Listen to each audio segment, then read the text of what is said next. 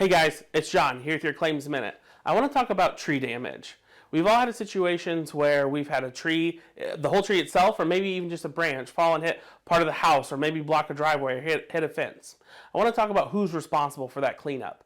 In the state of Illinois, if it is a good living tree and it is not dead, then the responsibility for the cleanup is whoever property's been damaged. So if your neighbor's tree is a good living tree and falls on your fence and damages your fence, there's no way for us to make your neighbor pay for it.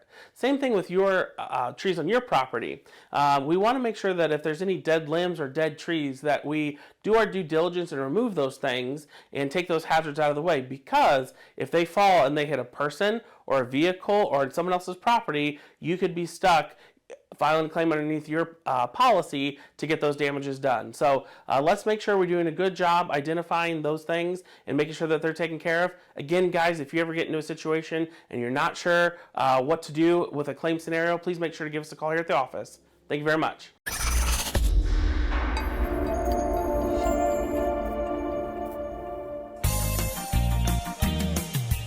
Bailey Family Insurance, we have plans for you.